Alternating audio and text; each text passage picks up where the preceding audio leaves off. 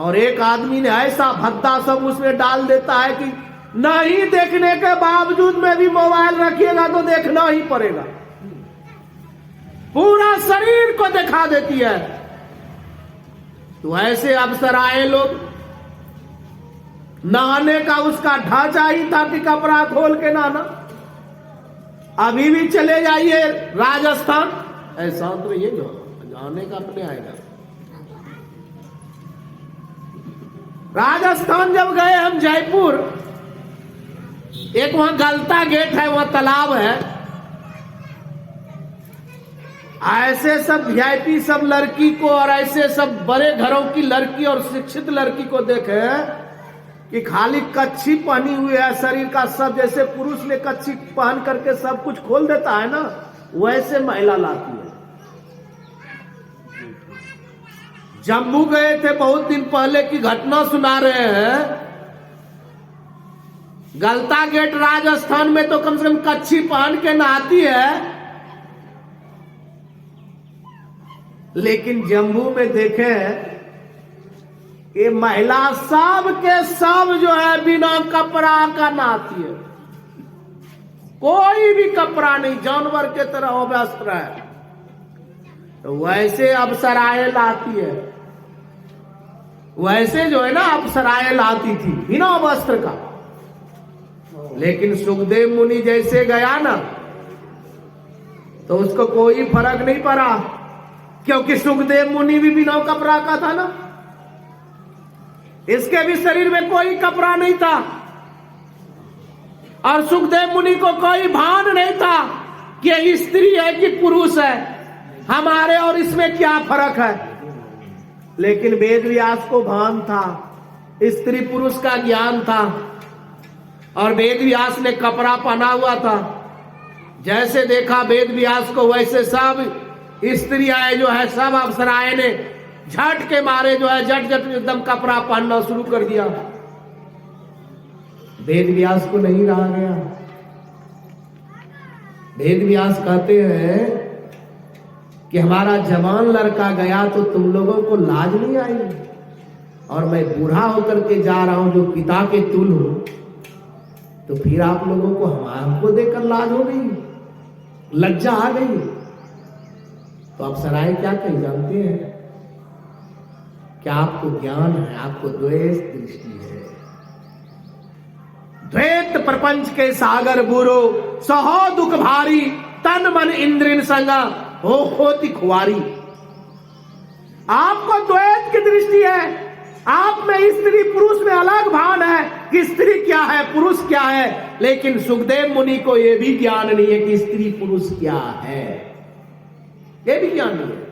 लेकिन इस द्वापर की बात है, इससे जो पिछला द्वापर हुआ है ना, पिछले द्वापर में सुखदेव मुनि ने शादी किया है, उसको 4 पुत्र हैं, लेकिन इस द्वापर में नहीं। गुरु महाराज ने सुखदेव मुनि का इस द्वापर की वर्णन किया है। प्रत्येक द्वापर में वेद व्यास हुआ है, प्रत्येक द्वापर में राम हुआ है, कृष्ण हुआ है, प्रत्येक द्वापर में जो है विष्णु हुआ है, शंकर हुआ है, सब हुआ है। सतयुग में 24 अवतार जो हुआ है ना चारों युग में, ये प्रत्येक में होते रहता है, प्रत्येक युग में होते रहता है।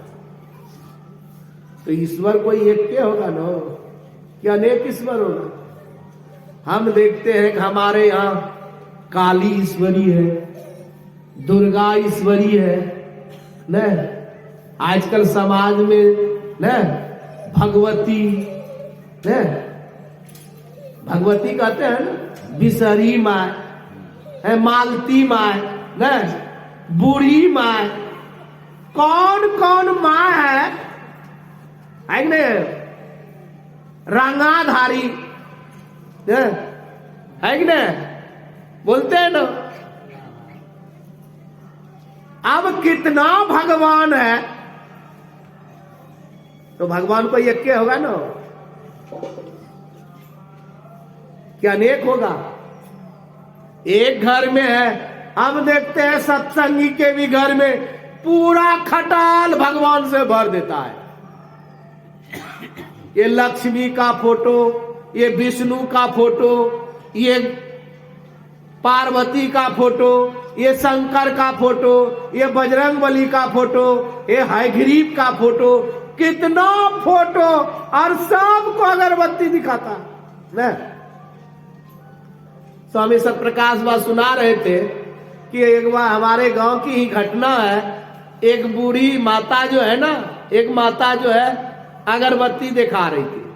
अब पहले जो नील में फोटो आता था ना श्री देवी का, नील वाला फोटो देखे होंगे ना, नील का नीचे नील रहता था, ऊपर में श्री देवी फोटो रहता था। तो टांग दिया, देखने में अच्छा था, टांग दिया। तो माई नहीं जानती थी और कहते हैं कि वो अगरबत्ती घुमा रहे थे। तो दिखाते दिखाते लक्ष्मी पार्वती सरस्वती को दिखाते दिखाते वो जो नील वाला फोटो था ना उसको भी दिखाने लगा। तो उसका बेटा को हंसी आ गया, कहा कि माई ये कौन देवी आई जो ये अगरबत्ती दिखाता ना, पूजा करता, कौन देवी आई? कहा कोई देवी तो है न करी, कोई देवी है ना होई। कहा कि माई ये देवी बा, लेकिन श्री देवी बा जो फिल्म में हीरोइन बा। जैसे कहा कि फिल्म के हीरोइन श्री देवी है, जानते हैं बेटा को कहने लगा, ऐसा गुस्सा गया कि तुम यहां काहे टांग दिया? हम नहीं जानने के कारण हीरोइन को फोटो दिखा दिए। तो कितना देवी देवता है, कहना ही कठिन है, और सब भगवान है न, और किसी से कम नहीं है। हमारा भगवान बड़ा है तो हमारा भगवान बड़ा है, और सबका भगवान छोटा है। अब भगवानों बड़ा छोटा है कि नहीं है, कि नहीं है? भगवानों में बड़ा छोटा है, शक्ति अलग अलग है, शक्ति अलग अलग है। अब जरा से विचार कीजिएगा, ये सारे भगवान का रूप है। जैसे आप हैं, अभी के समय में देखिएगा, एक महात्मा ने बंबई में एक महिला से पूछा कि आपके पास कितना कपड़ा है? कहा महाराज आपसे झूठ नहीं बोलूंगा, मेरे पास 700 कपड़ा है, 700 साड़ी है।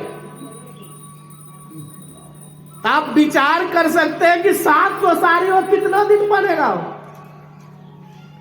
एक दिन से ज्यादा पहना होगा, एक दिन भी पहना होगा तो 700 दिन जब पहनना पड़ेगा तब सब खत्म होगा कि नहीं? एक एक आदमी है कि कोई आदमी है कि जो कि 5 गो 7 गो कपड़ा से कम है क्या? तो जिसका कपड़ा है वही पहनता है कि दूसरों पहनता है? वो कभी कभी दूसरों को पहनने के लिए दे देता है ना। जब नहीं पहन पाता है तो दूसरे को भी पहनने के लिए दे देता है। लेकिन जिसका कपड़ा है वही पहनेगा कि दूसरा कोई भी पहनता है?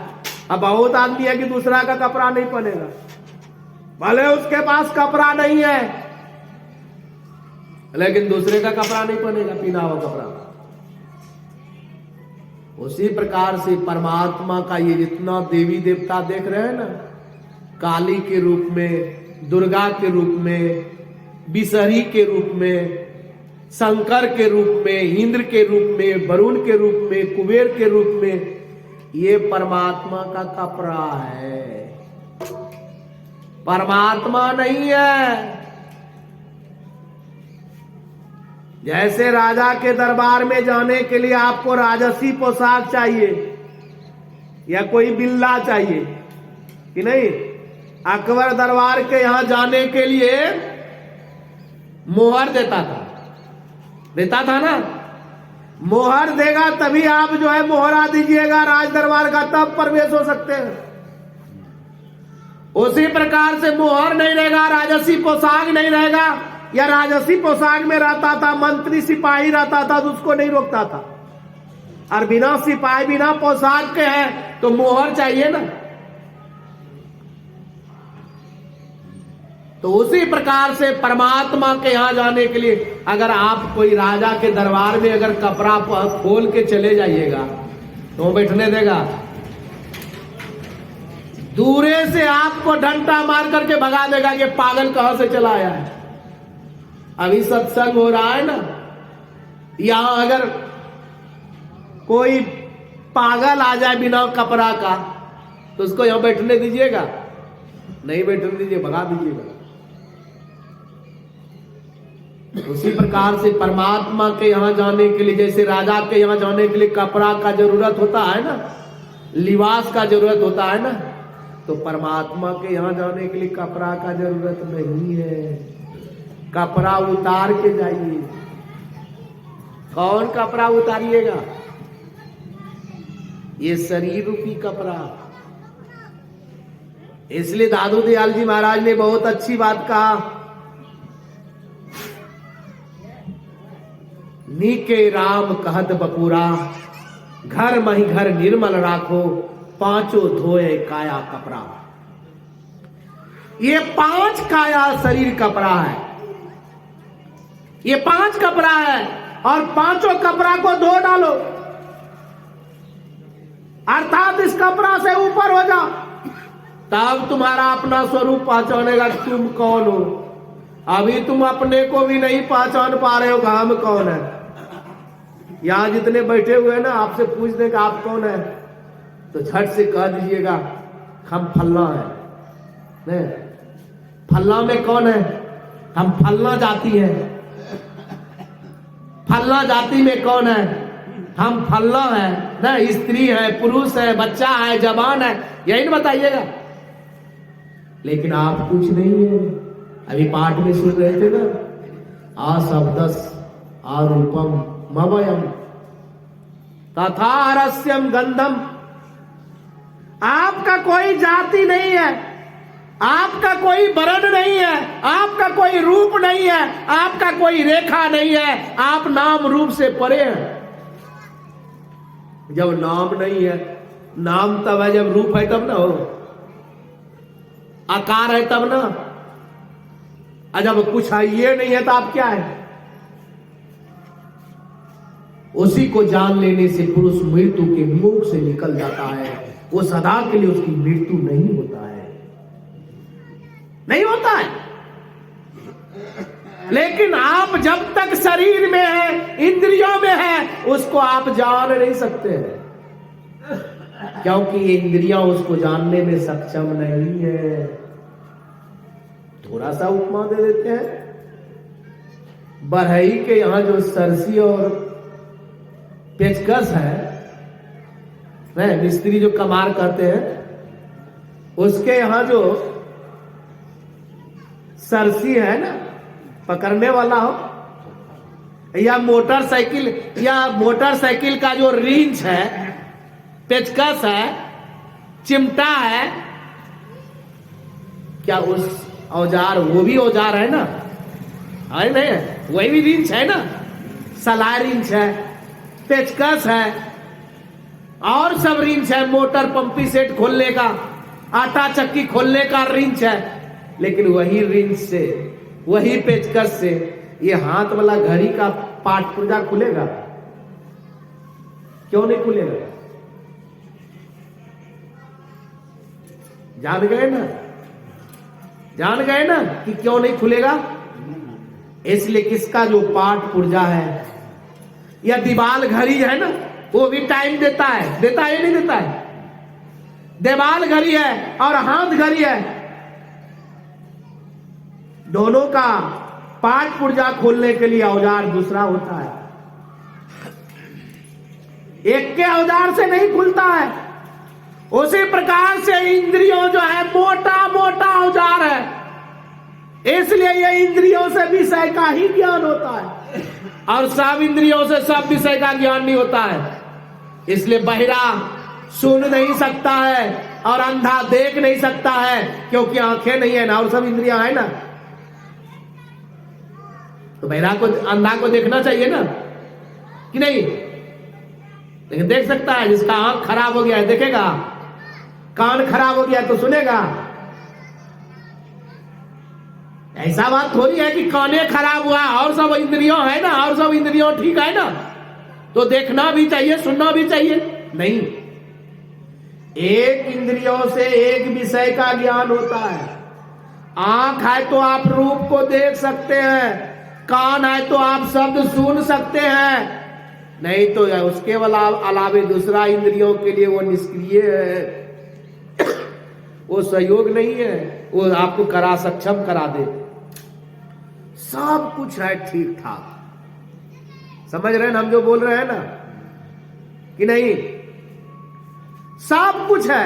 आज सामने में भोजन रख दिया है, आप देख रहे हैं कि चावल है, दाल है, खीर है, पकोड़ा है, हलवा है, पूरी है, सब कुछ है। आप छू लीजिए, आंख से देख भी लीजिए, और उसको मुंह में नहीं डालिए, जी हाँ में नहीं सटाइए, और आपसे उससे पूछिए, महाशय जी ये भोजन में नमक हुआ है या नहीं हुआ है, तीता है या नहीं है, या मीठा है या नहीं है,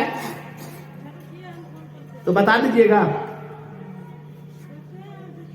जब तक जी हाँ में नहीं सटाइएगा तो कितनो छू लीजिए, कितनो देख लीजिए, कितनो नाक में सूंघ भी लीजिए, लेकिन आप वह तीता मीठा खट्टा का आप स्वाद नहीं बता सकते। अब देखिए, वही विषय एक इंद्रियों के लिए प्रकट है और एक इंद्रियों के लिए गुप्त है, दूसरे इंद्रियों के लिए वो गुप्त है, वो सक्षम नहीं है। आज जिसका नाक में सर्दी हो गया है ना, उससे कहिएगा गंध कैसा लगता है, बता देगा, कहेगा हमारा नाके खराब है, सर्दी हो गया इसलिए गंध मालूम नहीं है कि नहीं। उसी प्रकार से एक एक इंद्रियों से एक एक विषय का ज्ञान होता है, तो परमात्मा को जानने का कौन विषय है, जानते कौन इंद्रियां है? आत्मा। आत्मा से ही परमात्मा को जान सकते हैं, और परमात्मा से ही आत्मा का पहचान होगा। जो परमात्मा से पहचान, परमात्मा किससे पहचान होगा? तो आत्मा से। बाकी बात कोई 14 इंद्रियों इसको जानने में निष्क्रिय है। इसलिए वेद भगवान अभी कह रहे थे ना, हाथ पैर गुदा लिंग रसना कान त्वचा, ये मन बुद्धि आदि इंद्रियों जितना है, ये सब उसको जानने में अक्षम है। अक्षम जानते हैं, जो सक्षम नहीं है, असमर्थ है, समर्थवान नहीं है, तब परमात्मा को कौन जानेगा? तो आप जानिएगा। आप इंद्रियों नहीं है, इसलिए शरीर और इंद्रियों से अपने को निकालिएगा। जब निकल जाइएगा, अकेला हो जाइएगा, तो परमात्मा का ज्ञान होगा, और तब देखिएगा हम प्रभु प्रभु हम एक ही हो गए ना। तब देखिएगा कि हम दूसरा कोई नहीं है। मैंने अनुभव किया, यही मनिहारी काटा कोस में थे, और हमारा प्रोग्राम गोपालगंज में था। कटिहार से मुजफ्फरपुर के लिए, मुजफ्फरनगर के लिए जो है टिकट बनाए, टिकट सब कुछ बनाए, स्लीपर किए, परिणाम क्या हुआ? देखने में मिस हो गया। उसमें लिखा था समय 7:50 में गाड़ी खुलेगी, स्टेशन से पलायन हो जाएगा। हमारे मन में हुआ कि शाम 7:50 में है। दिन भर गाड़ी बाइक को धो करके रख दिए, खाना पीना खा लिए, नहा धो के कपड़ा उपड़ा आदि करके शाम के ट्रेन से चले गए कि 7:50 में है, तो 4 बजे ट्रेन से चले गए। लेकिन रेलवे का टाइम और कुछ है कि नहीं, सबको मालूम है ना। अगर रेलवे के टाइम में लिखा है 7:50 तो समझिए सुबह, शाम में 7:50 नहीं लिखा है, शाम में 19:50 लिखा है। क्योंकि रेलवे के घड़ी में 24 घंटा होता है और हम लोगों के घड़ी में 12 घंटा का समय होता है। यही है कि पीएम और एएम रहता है ना, एएम और पीएम रहता है। तो 12 बजे का सुबह पहले का एएम और 12 बजे के बाद का पीएम रहता है। लेकिन रेलवे के घड़ी में 24 घंटा। हमसे बड़ी भूल हो गया कि हम 7:19:50 का टाइम को लेकर 7:50 जोड़ दिए। मस्ती से जा रहे हैं, लेकिन जब मोबाइल में रिसर्च करके जब देखते हैं कि गाड़ी कहाँ है तो मुजफ्फरपुर पार कर गया है। मुजफ्फरपुर पार कर गया है गाड़ी। क्यों भाई? वहां पहुंचने का 1:30 बजे टाइम था पहुंचने का, 1:30 बजे टाइम था पहुंचने का, 2 बजे टाइम था पहुंचने के लिए। लास्ट में क्या हुआ जानते हैं? आम्रपाली पकड़े। आम्रपाली में इतना भीड़, अमृतसर जाती है आम्रपाली, इतना भीड़ कि स्लीपर में भी जगह नहीं। टीटी से बोले कि कुछ पैसा ले लीजिए, हमको सीट दे दीजिए। कहा बाबा संभव नहीं है, आपको जहां बैठता है वहां बैठ के चले जाइए। क्या बताएंगे? लास्ट में एसी वाला बोगी जो है ना, उस जगह खाली था। एसी के लास्ट में हमने बैठ गया, खड़ा रहा, बैग रख दिया। अब जो भी स्लीपर में जगह नहीं, जर्नल में जगह नहीं, जर्नल में भी जगह नहीं। परिणाम क्या हुआ कि जो भी व्यक्ति को जाना है तो क्या करेगा? लगेगा फाइन नहीं लगेगा, वो स्लीपर में घुस जाता था। तो ना तो टीटी को फाइन देने का औकात है, लेने का औकात है। अब पुलिस ने धक्का मार करके उसको स्लीपर में घुसा देता है। क्योंकि भाई स्लीपर में घुस सकते हैं, एसी में नहीं घुस सकते हैं ना। एसी में अलाउड नहीं है घुसने के लिए। अगर घुस भी गए हैं तो आपको निकाल देगा धक्का मार करके। 2-4 आदमी को देखे कि पुलिस ने 1000-2000 लेकर के स्लीपर में सोने के लिए दिया, लेकिन मैं भी कहा तो नहीं सुना। मेरे मन में हुआ यही गलती अगर किसी दूसरे से होता तो पता नहीं उसको क्या थप्पड़ लप्पड़ चला देता। लेकिन यही गलती हमसे हुआ है, हमको दुख नहीं हो रहा है।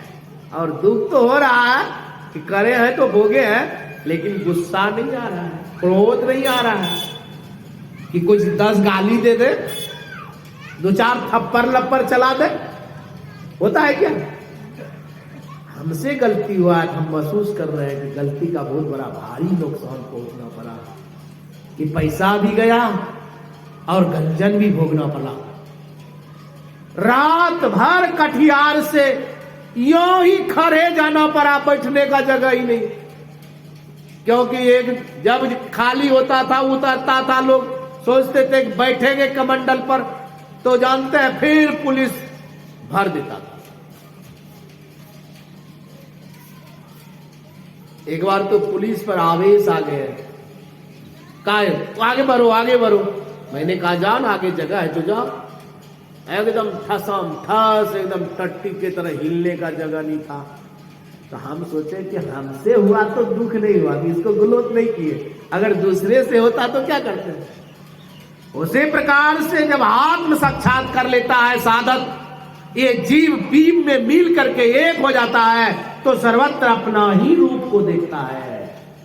इसलिए दूसरा कोई अपमान भी करता है ना, तो उसको लगता है हम ही कर रहे हैं, इसलिए दुख नहीं होता है। सामर्थ्य होते हुए भी उसको श्राप नहीं देता है, आना उसको आशीर्वाद देता है। जब औरंगजेब ने सरमत का चांदनी चौक पर जब सिर काटने लगा, गला काटने लगा ना, तो सरमत मुस्कुराने लगते हैं, हंसने लगते हैं। तो औरंगजेब ने कहा कि ये हम तुम्हारा सर प्राण काट रहे हैं, गर्दन उतार रहे हैं और तुम मुस्कुरा रहे हो। तो क्या कहा जानते हैं? सरमत कहा, हे औरंगजेब, ये मेरी इच्छा से तुम कर रहे हो, क्योंकि तुम में मैं ही हूं, दूसरा नहीं है। मैं भी तुम में हूं और तुम मुझ में है, लेकिन फर्क यही है कि आप पानी से भी बर्फ बनता है ना, लेकिन कोई व्यक्ति को देखे हैं कि बर्फ से खेती को पटाने के लिए? पानी से ही ओला और पोला बनता है, और पानी से ही ओला पोला से ही पानी होता है, लेकिन ओला पोला अगर खेत में बरस जाए तो खेत जीवित होगा, फसल जीवेगा? अगर बर्फ का वर्षा हो जाए और आपका खेती हो गया है तो क्या खेत जिंदा रहेगा? फसल हो नुकसान होगा कि नहीं होगा? है तो पानी है ना। लेकिन तत्व रूप में दोनों एक है, लेकिन गुण में दोनों का अलग अलग है। औरंगजेब, तुम और हम एक हैं, लेकिन गुण में फर्क है। तुम बर्फ बने हुए हो, हम पानी बन गए हैं, तो दोनों में अंतर है ना।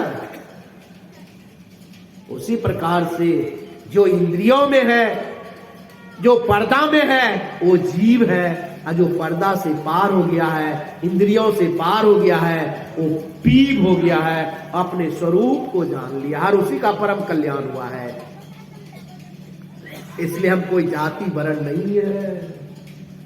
एक गांव में लड़की आया शादी करके, किसी का बहू नहीं नवेली, तो अब जो है ना देखने लिखने नहीं जाता है। अब जो है ना बहु दुल्हीन जो है ना, लड़की जो है अपने चेहरा दिखा देता है। पहले देखने के लिए जाता था, गांव के गांव जाता था देखने के लिए, और दुल्हीन को पैसा भी मिलता था कि नहीं मिलता था? आज से 20 साल पहले देखिएगा, 25 साल पहले देखिएगा, जब उसके यहां से खाजा मिठाई जब आता था ना, खाजा मिठाई जब बांटते थे ना, तो कहते हैं क्या चीज है? कहा कि बेटा का शादी की है, दुल्हीन आया है, इसलिए खाजा मिठाई डलिया दिया है। लड़का भी डलिया देता है लड़की को, और लड़की वाला भी डलिया देता है लड़का वाला को। देता है नहीं देता है?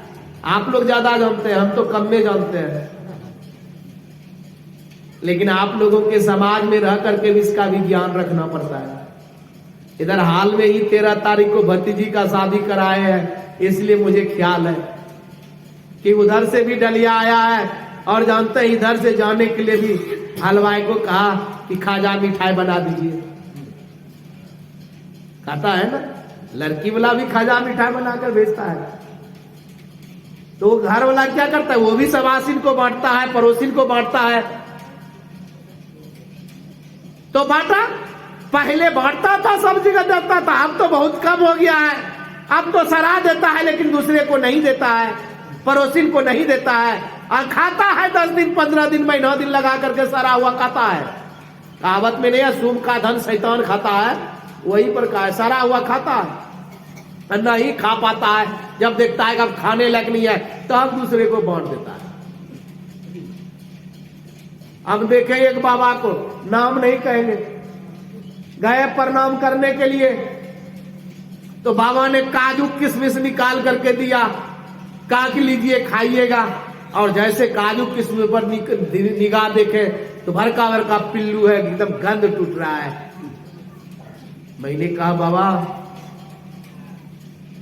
यही आप खाते हैं? अरे धोके खा लो। कहा ये आपसे होगा, मैं लौटा दिया। अरे भाई देना है तो अच्छा दो ना, ये सरा गला क्या देते हो? नहीं खा पाते हो, दे दो। हुआ क्या? तो ये चीज होता है। तो जब मिठाई खाजा जब दिया ना, तो उसके यहां गया देखने के लिए, चले बहू को देखे कैसा है दुल्हन को। तो पहले जाता था तो कुछ न कुछ लेके जाता था, 2 टका 5 टका 50 पैसा 10 पैसा, जिसको जैसी क्षमता है। अभी भी जाते हैं जब बहु भोज होता है, तो अब बहु भोज होता है, ब्याह घर ला लेता है, अब बहू भोज करता है, अब बहू स्टेज पर चढ़कर देखता है और सब अपना गिफ्ट देता है। गिफ्ट देता है ना, कपड़ों में कागज में लपेट करके गिफ्ट देता है। तो सबके सब उसकी दुल्हीन को देखने के लिए जाने लगे। जब झुंड होने लगा तो लोगों ने पूछा कि कहां जा रहे हो? एक बूढ़ा था, चलने में असमर्थ था, पूरा बूढ़ा था, एकदम असमर्थ था। लेकिन एक बात है, मन शरीर भले बुरा है लेकिन मन बुरा नहीं है। हमने देखा, अनुभव किया। हमारा दादा का भाई था मागमा, भांजपुर बाबूपुर के उधर, और वहां दादा पोता में मजाक, दादी पोता में मजाक है, दादा पोती में मजाक, ऐसा सब मजाक करता है कि कहने की बात नहीं। जब हम छोटे थे ना तो दादा का भाई क्या करते थे, जो दादा लगता था, हेरे फलना, ऐसे सब मजाक करता था कि कहने की बात नहीं। कहने का मतलब है कि शरीर बुरा है लेकिन तृष्णा बुरा नहीं होता। भोगे न भोक्ता मेवेव भोक्ता, तृष्णा न जीर्णा मेवेव जीर्णा। ये इंद्रियां शांत नहीं होती है। आंख भले हमारा चल गया लेकिन लगता है कि अच्छा अच्छा रूप देखे, कान भले हमारा बहरा हो गया है लेकिन लगता है कि अच्छा अच्छा शब्द को सुने, मनोरंजन से मनोरंजन शब्द को भी सुने। जो शब्द सुनने में अच्छा लगता है, चाहे वो अश्लील क्यों ना हो, गंदा क्यों ना हो, भद्द क्यों ना हो, लेकिन उसी को बार बार सुनता है, बार बार सुनता है। तो सब के सब जब जाने लगे, 2 4 10 जाने लगे, झूठ जब जाने लगे, तो उसने पूछा कि आप लोग कहां जा रहे हैं? कहा नहीं मालूम है, कहा नहीं, कहा फलाने के यहाँ दुल्हन आई है, बहू आई है, उसी का दर्शन करने के लिए हम लोग भेंट करने के लिए जा रहे हैं। अब ये भी इसके भी मन में हुआ कि सब इतना आदमी जा रहा है तो हम भी चले। लेकिन गांव के अंतिम छोर में था, अंतिम छोर में था, तो सामर्थ होगा तब न जाएगा। हमने देखे हमारी मां को जब किसी पर विश्वास नहीं था, जब पूरा असमर्थ हो जाते थे तो हटिया अपने से जाता था। मैं बोलते भी थे, अरे दे दो, ढेरी है परिवार, खाएगा तो 2 पैसा तुम्हारा परिवार ही तो खाएगा। अरे पोता है, भतीजा है, देवर है, तुम्हारा सब है, क्या लेगा? विश्वास रखो ना। लेकिन विश्वास नहीं होने के कारण अब वो हार जाती थी ना। यही बकियाजीरा की घटना सुना रहे हैं। अब उसको जाने में आधा किलोमीटर दूरी है घर से हाट, अब उसको जाने में 1 घंटा लगता था, आने में 1 घंटा। 10 कदम गया, बैठ गया, सामर्थ्य नहीं है तो क्या करेगा? लेकिन गांव के और छोर में था, वो बूढ़ा भी जाते जाते सुबह चला और जाते जाते थक गया, आधे दूरी में थक गया, कहा अब हमारी बस की नहीं है, हम नहीं जा पाएंगे। सामर्थ्य नहीं तो क्या करेगा? कहा कोई बात नहीं, नहीं गए तो क्या हो गया, उधर से जो देख करके आएगा लोग जो कहेगा उस पर विश्वास कर लेंगे। अब जो भी व्यक्ति आवे तो उससे पूछे कि भाई साहब कहां गए थे, बाबू कहां गए थे, नूनू कहां गए थे, तो क्या कहते थे कि फल्ला के यहाँ गए थे दुल्हीन देखने के लिए, बहू को देखने के लिए। कहा देखा? कहा देखा, तो कहा कैसा है, जैसे बता दो तो जब क्या कहता था उसको उत्तर क्या मिलता था जानते? कहता था कि हमको देख लीजिए और दुल्हीन को देख लीजिए, हमको देख लीजिए और दुल्हीन को देख लीजिए, हमारे जैसा है। एक ने कहा तो फिर दूसरा से पूछा तो दूसरा ने भी वही बात कहा। तीसरा से पूछा कहां गए थे, कहा दुल्हीन देखने के लिए गए थे। कहा कैसा है, कहा हमको देख लीजिए, दुल्हीन को देख लीजिए। चौथा भी वही, पांचवा भी वही, छठा भी वही, वही सब कहने लगा कि हमको देख लीजिए, दुल्हीन को देख लीजिए, क्या उत्तर मिले? महात्मा वो बुरा के मन में शौक हो गया कि आगे एक आदमी एक दुल्हीन है तो किसी एक के तरह होगा, लेकिन सब कोई कह रहा है कि भाई हमारे जैसा है, तो नहीं रहा गया।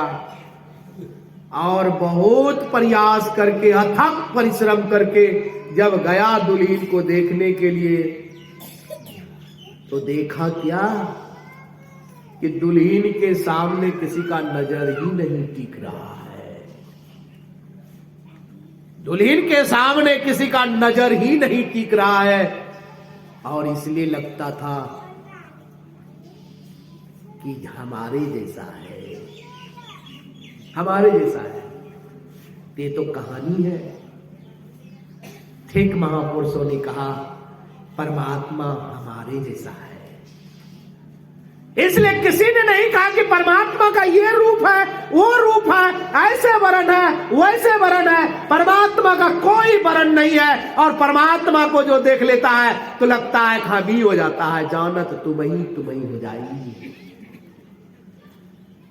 जब ध्रुव ने आत्म कल्याण कर लिया तो देखा, पूछा कि तुम क्या देखते हो, तो कहा कि आप ही अपने स्वरूप सब जगह देखता हो, हम और आपके अलावा दूसरा कोई है ही नहीं, है ही नहीं।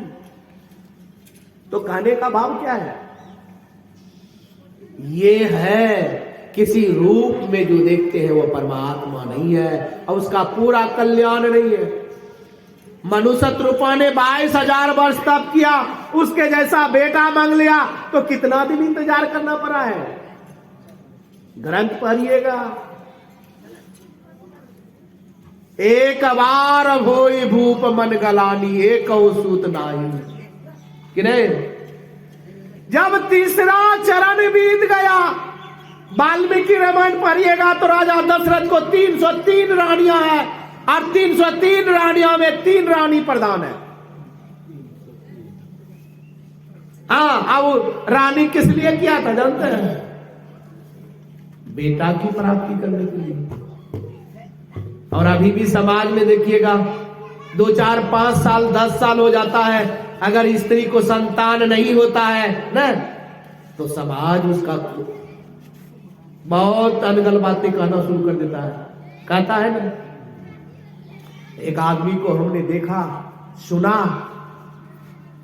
उसकी सास थी, वो क्या कर रहा था कि बांझ को रख के क्या करोगे? अरे गाय को भी रखोगे तो गोबर भी देगा, पेशाब भी देगा, वो काम में होता है, इसका क्या काम करोगे?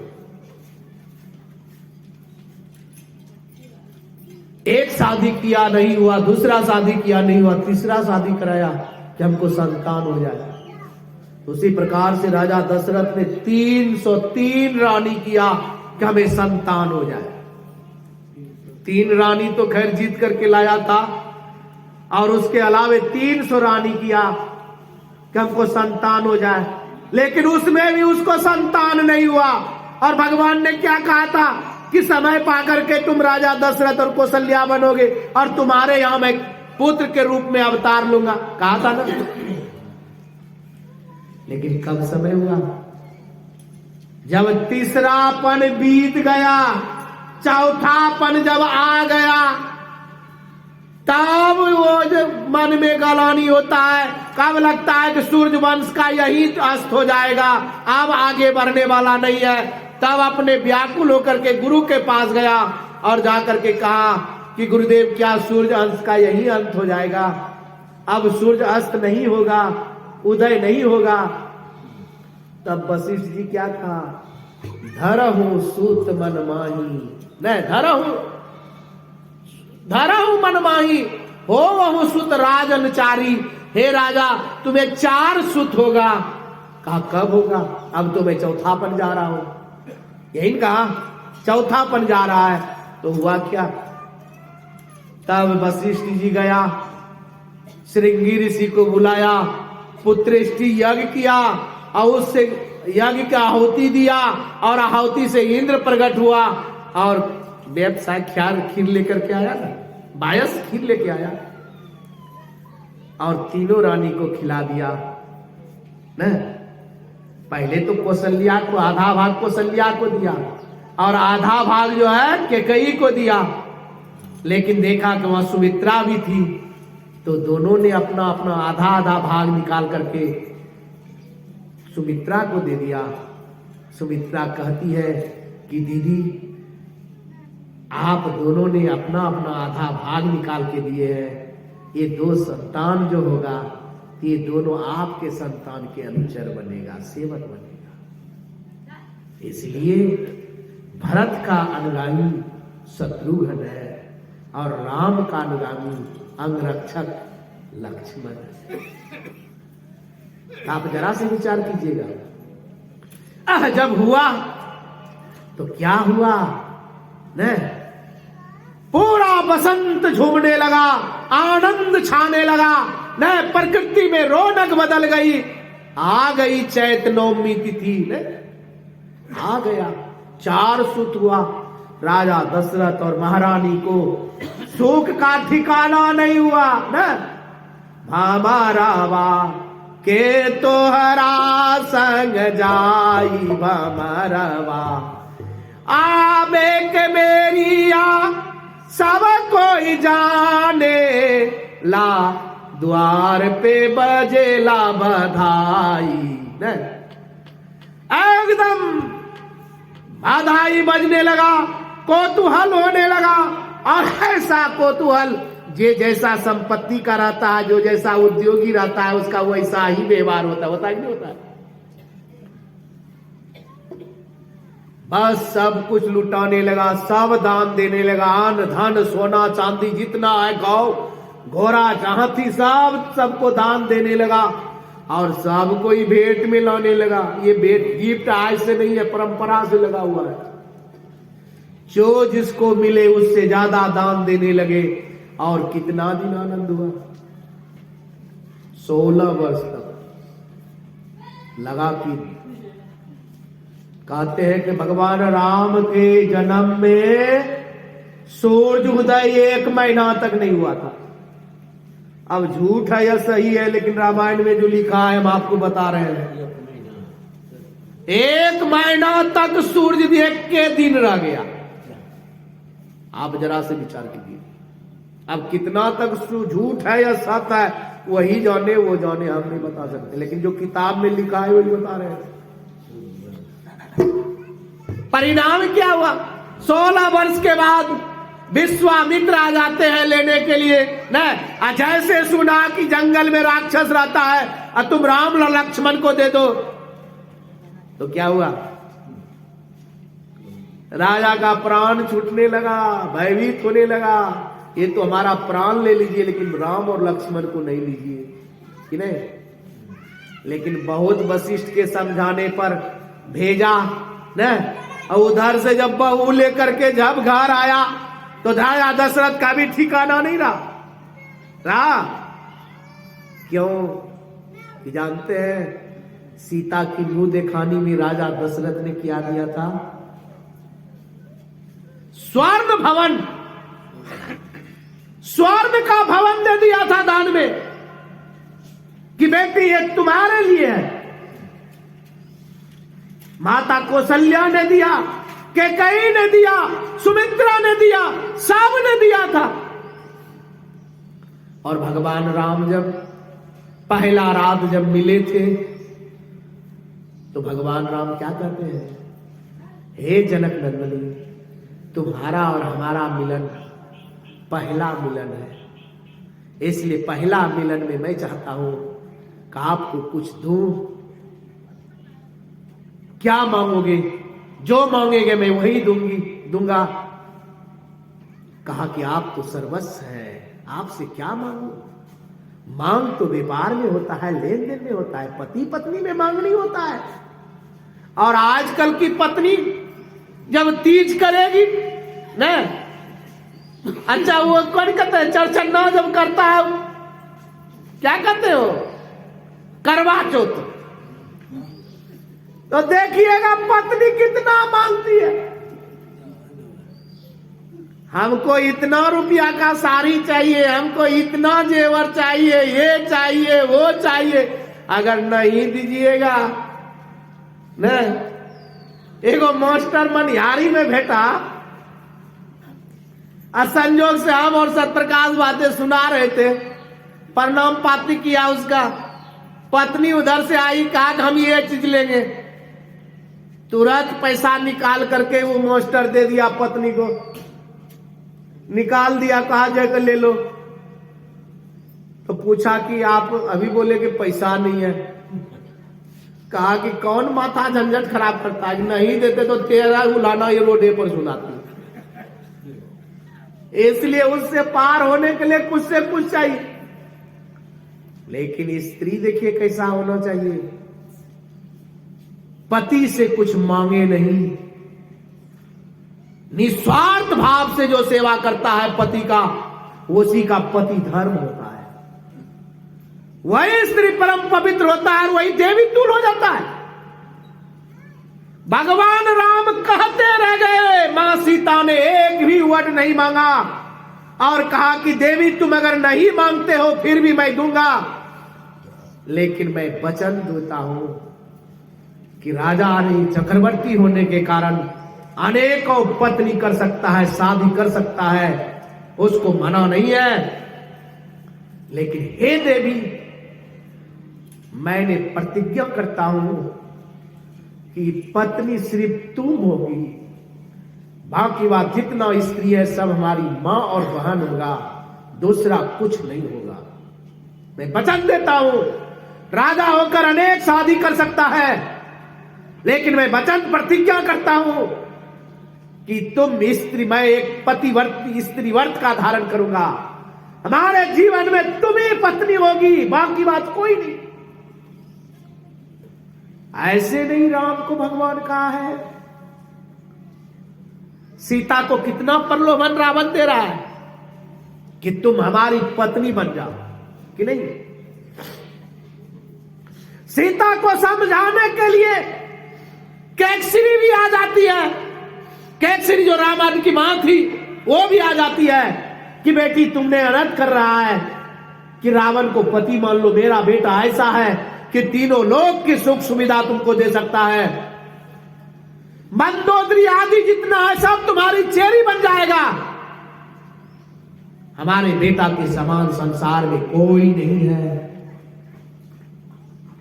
तो माता सीता ने क्या कहा जानते हैं कि माता तुमने सब बात ठीक कहा, तुम अपने बेटा को सब तरह से बना लिया है, लेकिन अपने बेटा को चरित्रवान नहीं बना पाया, और जिसके कारण आज तुम्हारा बेटा भी और पूरा राक्षस राज भी धराशायी हो जाएगा, नामो निशान मिट जाएगा। और ये लंका जो देख रहे हो, ये धरती भी आग लगेगा।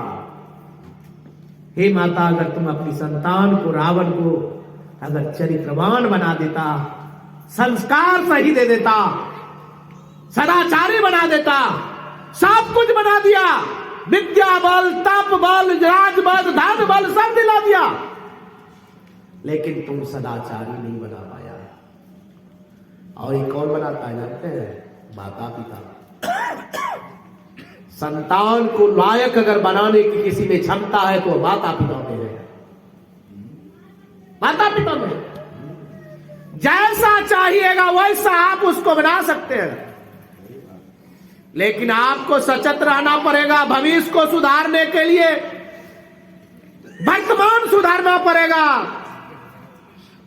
इसलिए बेटा ऐसे नहीं होता है, लोग कहता है कि बेटा बिगड़ गया, अरे बेटा को बिगाड़ा है। आज से 20 साल पहले की घटना सुना रहे, 2000 ईस्वी और 1 की। हम गए सत्संग करने के लिए, साहेबगंज जाते थे, तो एक महिला आकर कहती है, बाबा हमारा बेटा को सुधार दीजिए, वो डेली फिल्मे हॉल में रहता है, सिनेमा हॉल में रहता है। मैंने कहा कि इसका आदत तुम ही लगाए हो। वो हम पर भड़क गई, बाबा आप क्या बोल रहे हैं? मैंने कहा क्या बोल रहे हैं, ठीक तो बोल रहे हैं। अच्छा ये बताओ, जब वो लड़का पेट में था, तुम्हारे पेट में, तो तुम क्या करती थी? कहा कि बाबा हमारा पति नौकरी करता था, खिला पिला करके जब ड्यूटी चला जाता था, अकेला मन नहीं लगता था, तो पड़ोसिन के पास टीवी था, तो वही टीवी बैठकर देखते थे। कहा आदत कौन लगाया? अरे तुमने बैठकर टीवी पड़ोसिन के यहां देखा, अगर वो सिनेमा हॉल चला गया तो कौन बड़ी बात कर दिया? इसलिए संतान के जन्म लेने से पहले 25 वर्ष पहले व्यक्ति को संयम होना पड़ता है, सदाचारी होना पड़ता है। झूठ, चोरी, नशा, हिंसा से अपने को बचा के रखिए। संतान के जन्म होने से 25 साल पहले आप विचार कर सकते हैं कि आपका जन्म कब होगा और कब से आप सचरित्र बनिएगा, तब चरित्रवान पैदा कीजिएगा। और दूसरे के यहां जाकर टटिया उघाड़िएगा, टॉर्च मारिएगा और कहिएगा कि हमारा बेटा लायक बने, तो बनेगा हो? इसलिए मां बाप अगर नालायक हो तो बेटा कहां से हुए महान? माता पिता हुए महान तो बच्चा कैसे हुए नादान? बच्चा कैसे नादान होगा? इसलिए कबीर बाबा ने कहा, जल परवाने माछली कुल परमाने बुद्धि, जिसको जैसा गुरु दिया उसको वैसा सुद्धि। बाप गुण बेटा, माय गुण बेटी, और जैसन ओल तैसन टेटी। अगर ओल अगर कप कपा होगा ना, तो उसका टेटी भी कप कपे होगा। टेटी समझते हैं ना जो लगाते हैं, तो जरा से विचार कीजिएगा।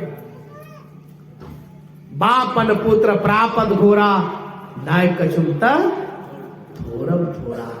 ये पुरानी कहावत कोई खराब नहीं है। अध्यात्म रामायण को पढ़िए, योग वशिष्ठ रामायण को पढ़िए, आपको स्पष्ट मिलेगा। भगवान राम लक्ष्मण से पूछते हैं कि हे लक्ष्मण, कौन ऐसा व्यक्ति है पके हुए फल को देखकर, खिले हुए फूल को देखकर और यौवन स्त्री को देखकर किसका मन नहीं चलायमान होता है? किसका मन नहीं चलायमान होता है? तो लक्ष्मण क्या कहता है?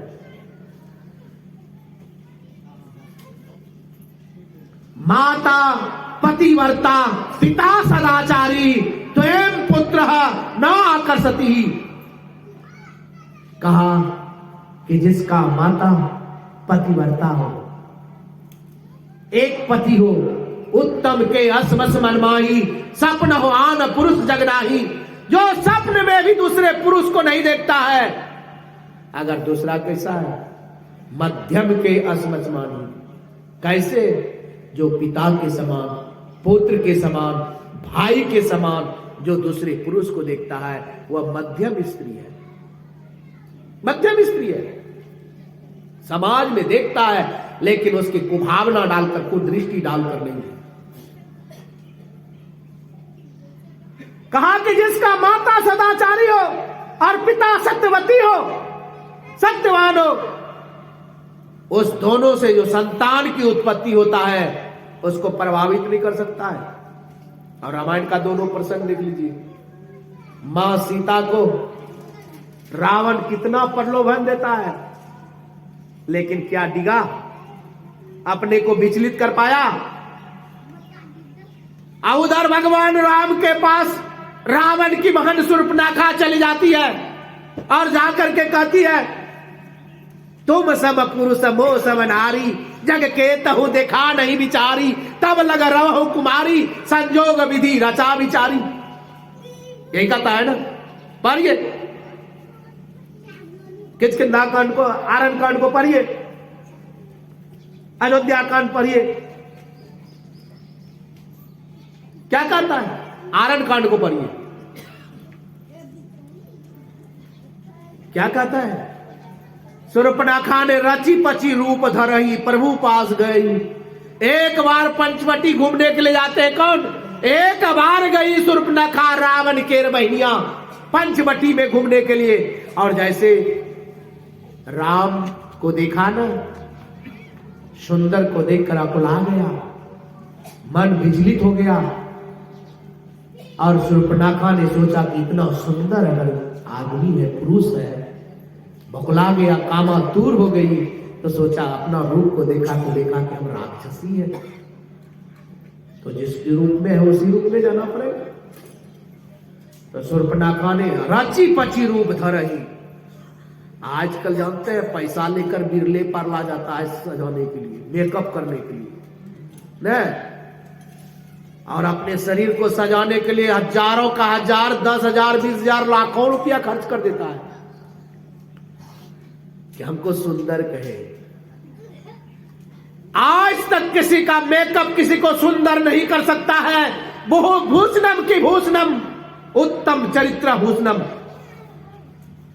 अगर भूषणों में भूषण अगर सुंदर है तो शंकराचार्य जी महाराज कहते हैं उत्तम चरित्र ही भूषण है। आप काली होइए, गोली होइए, कोई फर्क पड़ने वाला नहीं है। अगर उत्तम चरित्र है तो आप महान है, महान है। शूर्पणखा ने बहुत अच्छा रूप धारण कर लेती है और राम के पास जाती है और क्या कहती है, तुम सम पुरुष मोह सम नारी। आपके जैसा सुंदर और हमारी जैसी सुंदरी संसार में नहीं है। तब लगा रहो हो कुमारी, तब तक हम अकेले थे। संजोग विधि रचा विचारी। आप संजोग विधाता का रचन है जो कि आपका और हमारा मिलन हो गया है। यही मौका है, आप और हम संबंध कर लीजिए, एकाग्र कर लीजिए। तो भगवान राम क्या करते, जब दोनों वार्तालाप किया तो मां सीता भी निकल गई। जब मां सीता की सुंदरता को देखा तो शूर्पणखा का पानी घिसक गया। ये इतनी अच्छी सुंदरी है कि कोई देवगना भी सुंदरी नहीं है। और देख करके क्या हुआ, विचार कीजिएगा। भगवान राम संकेत करता है कि हमारी तो पत्नी है, देख रहे हो, ये तो हमारी पत्नी है। अरे सुंदरी, तुम तो सुरक्षा घूमने वाली हो, जहां चाहोगे उसी से तुम प्रेम कर सकती हो। तुमको कौन रोकने वाला है ना? तुमको कौन रोकने वाला है? का कोई बात नहीं है, ये अगर रहेगा तो हमारी दासी बन करके रहेगा। आप दोनों का नहीं।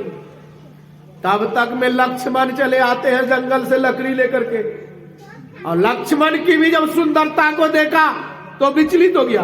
एक राम की सुंदरता को देखकर विचलित हो जाना, और लक्ष्मण की जब राम ने ठुकरा दिया तो कहा, वो जब गया तो कहा ये कौन है? कहा ये हमारा भाई है, लेकिन इसका शादी हो गया है, लेकिन अभी कुमारा है, अकेले है, जंगल में अकेले आया है। मोर लघु कुमार बनता, हमारा ही लघु है, भाई है, लेकिन अभी अकेला है, कुमारा है, अकेला है, अभी जंगल में अकेला है। इसकी शादी है लेकिन पत्नी घर में है। तो कहा क्या इसके पास जा सकते हैं? तो कहा को तुमको कौन रोक सकता है, तुम जाके देखो। और लक्ष्मण के पास गया और ये अपनी याचना किया, और याचना करने के बाद में क्या हुआ, देखिए कहानी ऐसे नहीं है, कहानी में रहस्य है। कहानी में रहस्य है, और हमारे जीवन को अमल करने के लिए ये कहानी रखा गया है। राम ऐसे नहीं बनिएगा, राम की पूजा ऐसे नहीं होता। अगरबत्ती दिखा दिए, राम का आचरण कीजिए तो राम की पूजा होगा। राम के दिनचर्या को, राम के जीवनी को अपने जीवन में उतारिएगा तो राम का आपका सम्मान करेगा। ऐसे नहीं कि अगरबत्ती दिखा दिए और घंटी बजा दिए तो राम हमसे खुश हो जाएगा, नहीं, कभी खुश नहीं होगा। सुन लीजिएगा, भगवान शिव को प्रश्न कर लिया था रावण ने, किया था नहीं किया था, सबको जानते हैं ना। लेकिन रावण का आचरण नहीं ठीक था तो भगवान शिव उस पर आशीर्वाद दिए हैं? नहीं दिए। इसलिए कर्म ही पूजा है। मैं रात में भी कहा था कि कर्म ही पूजा है। अगर चरित्र को बना के रखिएगा तो सोना में सुगंध होगा, और चरित्र को गिरा के रखिएगा तो आपको कहीं पूजा होने वाला और आपकी कहीं पूछ नहीं होगा। पैसा है, बल है, इसलिए आप सम्मान लोग कर लेगा, लेकिन आपके जाने के बाद लोग थूकेगा, मुंह पर भले आपकी बड़ाई कर देगा। अगर आप वर्चस्व है ना तो आपकी बड़ाई कर लेगा, लेकिन आपकी मां सोना में आपकी जिंदा देगा और तोहनी करेगा। मुंह पर भले नहीं कहेगा लेकिन सुना में कहेगा। हुआ क्या, राम लक्ष्मण के पास जाते हैं और क्या कहते हैं, हे देवी अभी तो तुम कहां राजा के पास था, कौशलपुर समरथ राजा, जो करही साज साजा। वो जो भी करते हैं वो सक्षम है, वो राजा है।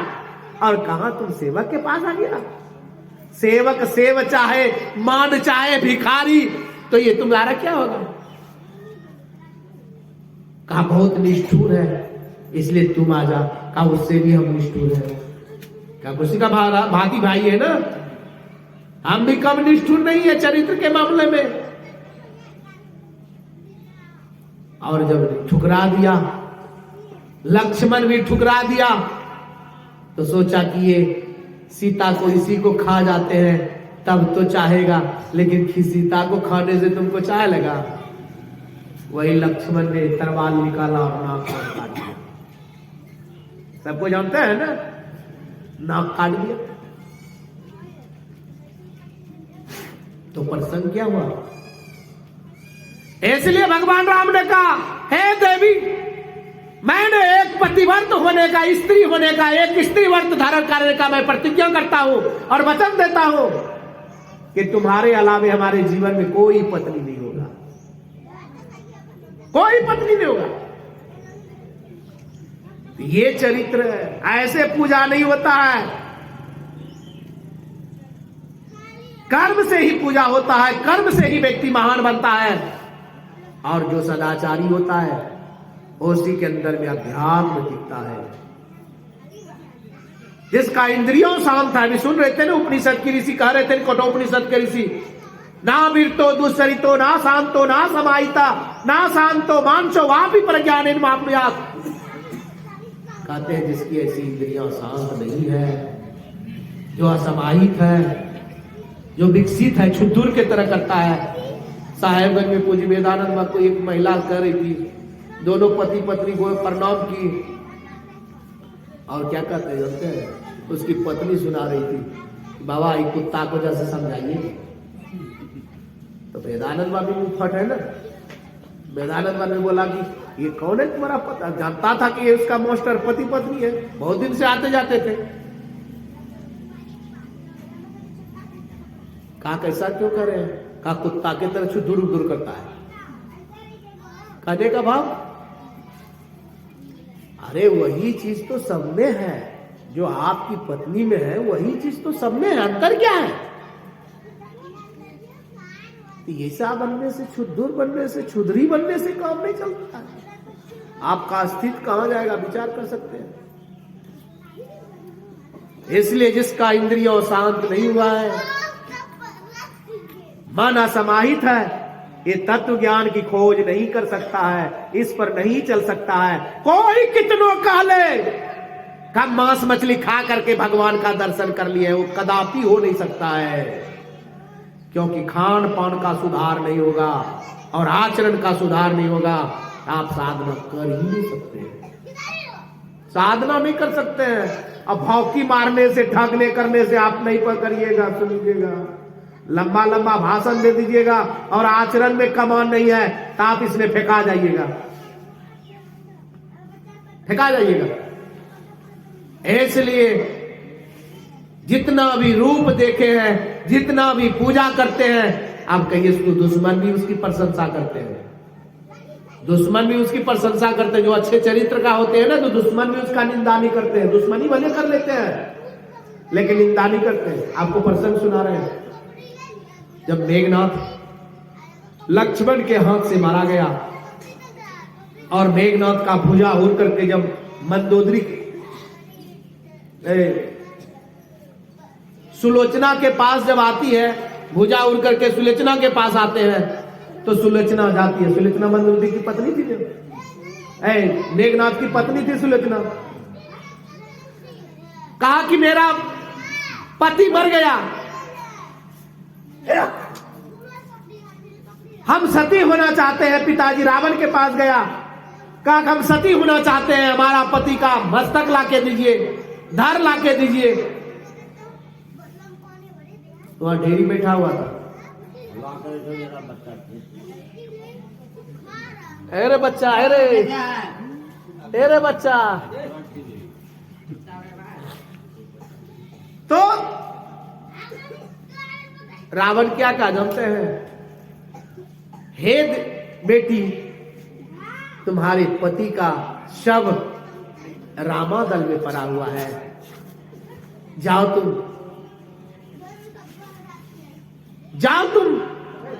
वहां से अपने पति का शव ला लेना और तुम उसके साथ सती हो जाना। तो वहां जो राक्षस लोग जो बैठा हुआ था ना, जाकी रहे भावना जैसी प्रभु तीन मूरत देख ही तैसी, तो सभी ने कहा इसका बुद्धि सठिया गया है। जब सब मर गया ना तो इसका बुद्धि सठिया गया, इसका विवेक खत्म हो गया है। बताइए, अपने पुत्र वधु को भेज रहा है रामादल में, उसकी पत्नी को हरण करके लाया है। रावण ने क्या कहा? हमारी बुद्धि नहीं सठियाया हुआ है, तुम लोगों की बुद्धि सठियाया हुआ है।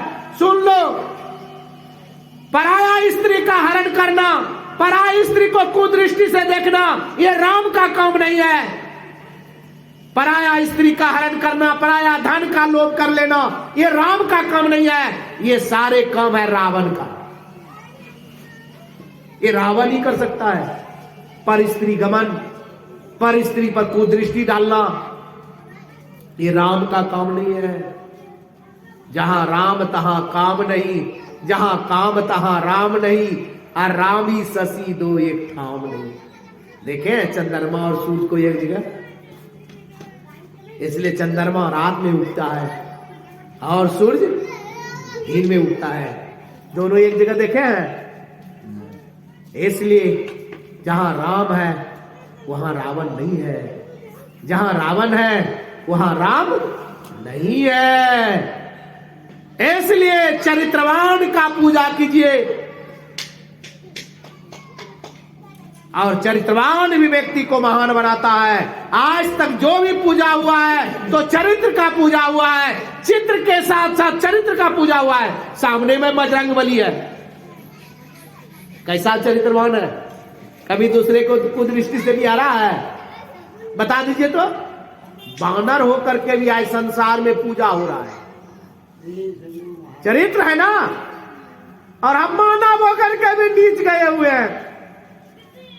इसलिए जिसने अपने चरित्र को नहीं सुधारा है, इंद्रियों को शांत नहीं किया है, वो तत्व ज्ञान की खोज नहीं कर सकता है, असंभव है, इस मार्ग पर नहीं चल सकता है। और जो ये शरीरों में शरीरी को जान लेता है, वह पुरुष भय से मुक्त हो जाता है, वह निर्भीक हो जाता है।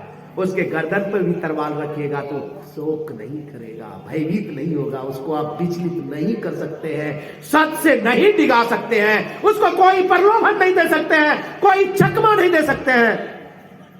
महर्षि दंडायन को जब सिकंदर ने जब तलवार रख दिया, सिकंदर ने महर्षि दंडायन को कहा, और महर्षि दंडायन जब निरंकार कर दिया, नहीं स्वीकार किया, तो आप लोगों को पता होगा, जब तलवार रख दिया तो कहा हमारी बात नहीं रखने का बात जानते हो क्या मकसद होगा? कहा क्या होगा? कहा तुम्हारी गर्दन उड़ा देंगे।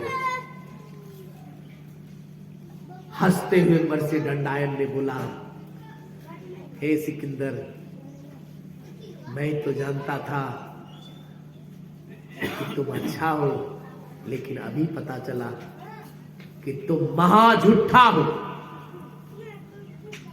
तुम महा झूठा हो। अब बता सकते हैं, गर्दन पर तलवार रखा है और फिर भी निर्भीक है, प्रसन्न है, आनंदित है, कोई भय नहीं है। और कहा तुम झूठ बोल रहे हो, कोरा झूठ बोल रहे हो कि तुमको मृत्यु का घाट उतार देंगे। अरे तुम क्या मारोगे? हम मरते ही नहीं है, हम जन्मते ही नहीं है। क्यों? महर्षि दंडायन ने शरीर में रहने वाले शरीर को जान लिया था, इसलिए जो है निर्भीक था। वो जानता था कि मेरा मृत्यु नहीं होता है, मेरा जन्म नहीं होता है, ये खाली मिथ्या है, भ्रम है। इसलिए जो शरीर में शरीर को जान लेता है वह निर्भीक हो जाता है, प्रसन्न हो जाता है, वो तत्व ज्ञान की खोजी हो जाता है, उसका सारा दुख चला जाता है। और जो माया का स्वरूप का दर्शन करता है, इंद्रियों के माध्यम से मनुष्य रूपों ने दर्शन किया, लेकिन उसका परम कल्याण हुआ। राम आया, सीता आया, सब कुछ आया, 26 वर्ष राज किया।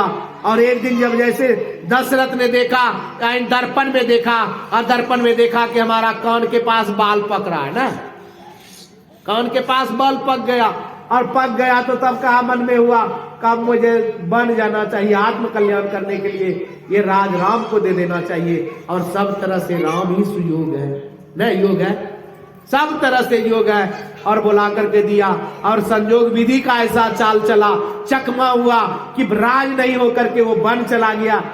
दशरथ ने भेजा था, कोई बता दीजिए दशरथ ने भेजा था? लेकिन प्रतिज्ञा में बंधने के कारण ये दशरथ का सांप छुचुंदर वाला लीला था। तो राम ने कहा कि नहीं, वो पुत्र कौन होता है जो अपने पिता को संकट में डाल दे? चला गया। कहा मां, अगर यही बात हमको पहले कहते तो पिता की ऐसी हालत नहीं होता, हम तो खुशी से चले जाते और मेरा छोटा भाई राजा बनेगा। इससे बड़ा सौभाग्य क्या होगा? आज हम लोग भाई को अपने 2 फुट के जमीन के लिए मारते हैं, जीवन भर दुश्मनी बोलने लेते हैं। और अयोध्या ऐसा सम्राट, लक्ष्मण ने जाना कि भरत को राज मिलने वाला है, और हंसते खुलते और मुस्कुराते हुए, प्रसन्न होते हुए जंगल चले गए। विश्वामित्र सुमंत्र को कहा कि जाकर रथ लेकर के 5 दिन जंगल में रख करके ला देना। लेकिन क्या हुआ? घुमा नहीं, घुमा तो सुमंत्र भी 5 दिन तक बेहोश हो गया। 6ठा दिन जब आया, और 6ठा दिन आने के बाद दशरथ ने पूछा कि राम के लौटने का इंतजार कर रहा था, प्राण को शरीर में रखा था, संचार कर रखा था, और जैसे रखा और जैसे लौटा, और जब सुमंत्र को खाली रथ लौटे हुए देखा, और सुमंत्र जब खाली आया तो दशरथ ने क्या कहा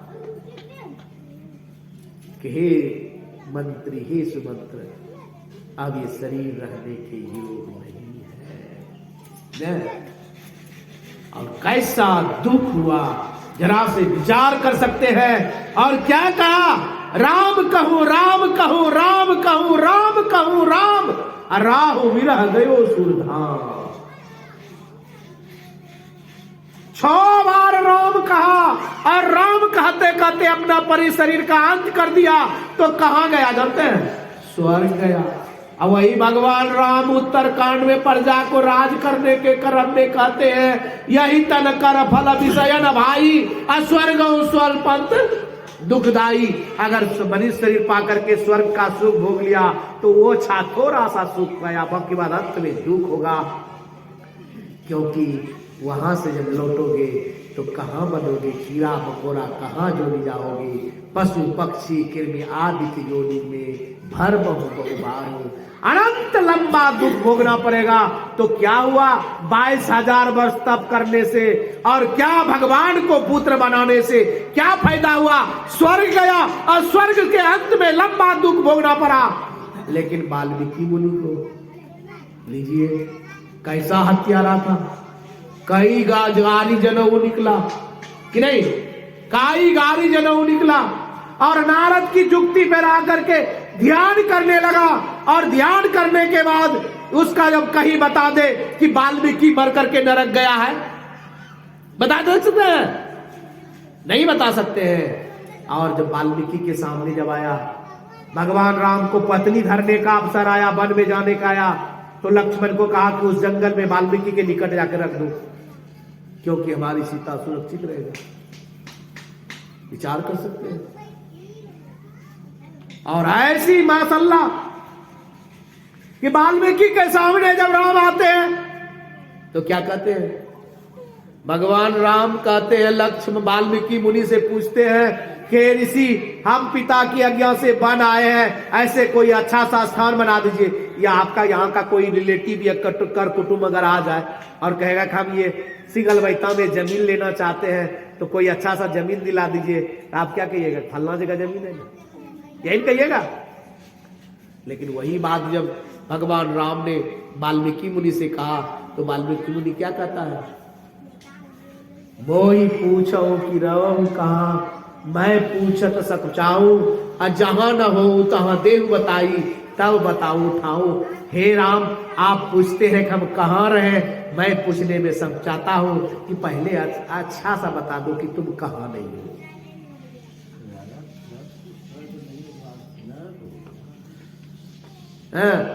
आप जरा से विचार कीजिएगा, वाल्मीकि कह रहे हैं कि तुम कहां नहीं हो, क्योंकि वाल्मीकि को आत्मज्ञान हो गया था, इसलिए सभी में आत्मा का दर्शन कर रहा था। और जिसको आत्मज्ञान हो जाता है वो कभी स्वर्ग और नरक नहीं जाता है, वो निर्वाण को प्राप्त कर लेता है। चाहे इसलिए भगवान कृष्ण ने गीता में कहा, दुराचारी भी क्यों न हो, पापी भी क्यों न हो, शूद्री नाम, स्त्री नाम, दुराचारी नाम, अगर कोई भी हो, अगर वो भगवान की मेरी भक्ति करता है तो परम शुद्ध होकर परम गति को प्राप्त करता है। इसमें तनिक भी संदेह नहीं है। लेकिन इंद्रियों के माध्यम से मनुष्य शत्रुओं ने भक्ति किया और बहुत सारे तप किया। महाराजा दशरथ ने स्वर्ग गया, फिर कीड़ा मकोड़ा जोनी में गया, तो क्या फायदा हुआ।